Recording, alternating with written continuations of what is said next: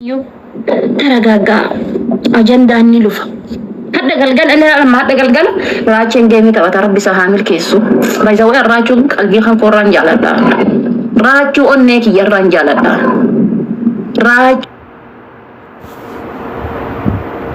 أنك أنكو أنك قران جالدا مني أكسرت بوم فيبا مني أكسرت بوم فيبا كل مجا أكسين أرجينه mucaa osoo arrabsite boohe malee jecha arrabsu hin dandeenye.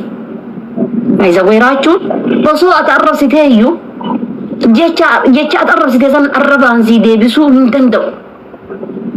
Wallaahi nama danda'u miti jechuudha. Fuula isaa keessa yeroo baay'ee ilaala. Fireendii kan qoode tiktookii kanarratti osoo inni hin fammasin dura asirratti waliin qoosnaaniif inni. Dura. Gaafa namni shantama na laalu isa namni dhibbi takka laalu wal beekna jechuudha. Gatii kana ta'eef rabbiin isaa haa milkeessu. Akka keessan hin laalin. Harka duwwaa qabattee harka duwwaa teettee kiisa duwwaa teettee fuutee akkuma haa caaluu jechuudha. Qeerroo jirtu irraa feerroo jirtu jijjiirte jettanii ni fuutanii coloq godhattan san afaan diinaatiin rasaasa diinaa keessa buuftan san rasaasa diinaa keessa buusuudhaafi afaan namaa buusuudhaafi waan hin goone qabdanis warri raachuu faarsisanillee warri raachuu arrabsisanillee waan hin goone qabdan isa garuu rabbiin isa haa milkeessu akkasuman jedha wallaahi ayyaanni koo isa haa milkeessu ayyaanni kiyya kun bareeda ayyaanni kiyya kun guyyaa gaaf duumessaayya malee bareeda rabbi isa haa milkeessu wallaahi naasuu isaa yookaan ammoo rifaatuu isaa rabbiin nan garsiisin. Maaliif jennaan mucaan kun ilma haadha malee guddate abbaa malee guddate tagitanii abbaa malee haadha malee mataan isaa gadi cabee diqqeennarra waggaa 11 irraa jechuu asabe waggaa 11 irraa haadhaaf abbaa malee guddadhu dhiisi haadha malee guddadhu abbaa qabaadhu haadha malee guddadhu sammuu keessa yaadi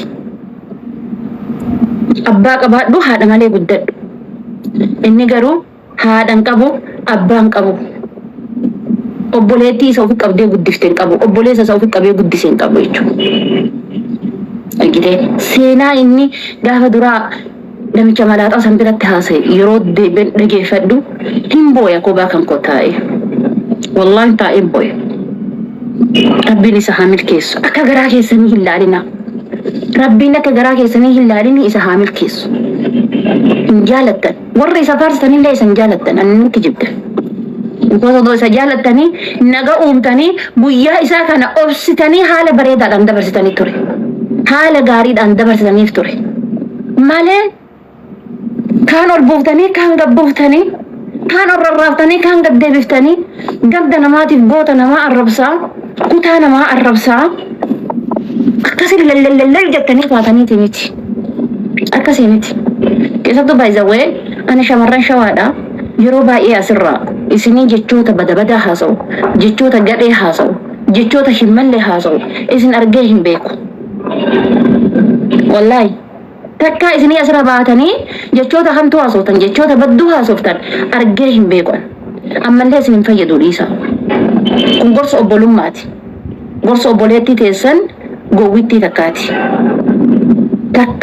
Takkaa mee takkaa yoo hin kijibde naan jedha dubartii shawaadhaa tiktookii irra baatee innaatiin akkas ilma haadha akkas godhe maalii akkas godhettee lallabdu argitaniirtanii yoo dhugdee sakkartee duriyyee barandaa bultu taate malee jechuudha maqaa shawaatiin tiktookii nagadattee taate malee jechuudha. Kanaaf ammallee isinirraan bareedu ammallee isinirraan tolu gastii keessa gizee dhattanii haadha namaa gizee arrabsan argitan ganda namaa gizee arrabsan argitan gizee haalaa bahayan argitanii ammallee haaluma duraanii sanii kabajamatee santa duraanii sanii wal gorsaa wal qabaa anamma wallaahi hin fiiga ammoo gizee jedhoo la seenaan hin jedhu maali shawaa maali amboo gootitti gincii gootitti maali gootitti gudar gootitti lukkee kana kaasan lukkee kana hayi wayyeessan nu fe'anee batee والله نبي كذا صورة حاجة لو تتاجي جدا صورة حاجة لو بروفايل راكبدي صورة راجع بروفايل راكبدي هاي ما أنت نمو تكلم ما أنت بلا ما أنت تبى نمبي كي والله نمبي كذا نمبي كهاي حاجة لو بعد تنيمو shame on you والله سنرى بريدو bareedu suuraa hacee baadhatanii moo mee laalame goota kaleessa arfi kaanuu seenaa isaa himtu ati akka gandaatitti suuraa isaa qabattee gizee teettee nama arrabsitu sheemidha wallahi sheemidha dhiifama naa godhaata kanaaf bakka geettanitti bakka dhaxxanitti dhiisaa jedha wallaadhaa keessan dhoggaa dhiisaa jedha wallaadhaa keessan dhoggaa isinirraa hin bareedu kaleessa abbaan keessan Taaddee Birruu doomaan akka qaramuuf mana barumsaa ijaaraa ture. Argitanii? Kaleessa abbaan keessan Taaddee Birruu doomaan akka qaramu, wallaalaan akka qaramu, kan dogongora ofii akka sirreeffatu mana barumsaa ijaaraa ture. Argitanii? Mana barumsaa ijaaraa ture jechuudha. Kajaamee ija akka banatu godhaa ture. Kanaaf ammallee dhiisaa isinirraa hin bareedu. Uummata akka faayidaa isin hin qabu. Jaalalaan isin beenna. Ragada keessaniin isin beenna. Dhiichisa keessaniin isin beenna. An baay'ee wallaahi dhugaa dubbachuudhaafi gizee ragadaa fi dhiichisa shawaa gizee laalu. Amma sirba irra hedduun sirbi an dhageeffadhu sirba Harargeetii fi sirba intiniiti. Sirba Harargeetii fi sirba shawaati. Sirrittiin jaaladha sirrittiin dhageeffadha sirba kana lamaan jechuudha sirba kutaa kana lamaanii jechuudha. Harargee fi shawaa sirritti dhageeffadha. Kanaafi dhiisaa faayidaa isin hin qabu. Seenaati hin diqqaattanii gastii warroota waa haasa'uutitti yoo argitan seenaati dhiisaa bakka hin barbaachisu. Hin darba guyyaan kun. Adda kunoo galgala sa'aatii 4 raachaan kan geemi taphata ni dhumata achi lufanii uummata si komandoo gargaaramee kaleessa argitanii miti dhufee leenca kennee jechuudha. Itoophiyaa taa'ee doolaara 340 gara Itoophiyaatti yoo jijjiirte jechuudha 40 jechuudha. 40 baasee dhufeetiin kennee jechuudha. Geemii kennee deemee jechuudha raachaan. Argitanii miti hagasii jechuudha. Quba hin qabu jechuudha. Maal tokko godhamaru maal takka tamaru waan inni irraa quba qabu tokko hin jiru jechuudha. Qulqulluu namaati akkas. Ani baay'ee raachuu gizee laalu haceetu naafoo dhufa. Gizee raachee largu haceetu naafoo dhufa. Ammallee dhiisaa hin bareedu hin barbaachisu. Ijoolleen kenna arsiillee magaalaa arsii as deebi'a. Ijoolleen kenna arsiillee dhiisaa haadha namaa arrabsuu kutaa namaa arrabsuu dhiisaa isinirraa fukkata gahee bakka dhiisa inuma nyakkifna bara waggaa Wallagga Wallo Jimma inuma nyakkifna inuma jenna dhiisaa kalaas dhiisa walla dadhabne ilkaan isin hin dhukkubne wallaahi ilkaan isin hin dhukkubne inuma nyakkifna bara dhiisaa bakka haafuu dhiisaa kan ilaali gargaarsi uummata keenya ka shirkaa hadhanni geeffama inshaallah milkiidhaan xumurama ayyoon teenya rakkatte tan muka jala dhalaartu tan akka busaayaatitti rakkataa jirtu tan nyaataa dhugaatiin isii jijji wannoon isii ala ta'e bakki isiin bultu bakki isiin ooltu ala ta'e hadda ol deebiti. Ayyoon tanteellee maqaa keetiin gabbaatee akka rakkanne obboleessa koo dhiifama naa godhaa yamsoo sooriyaa wallaaltutu siin jedhaa jira.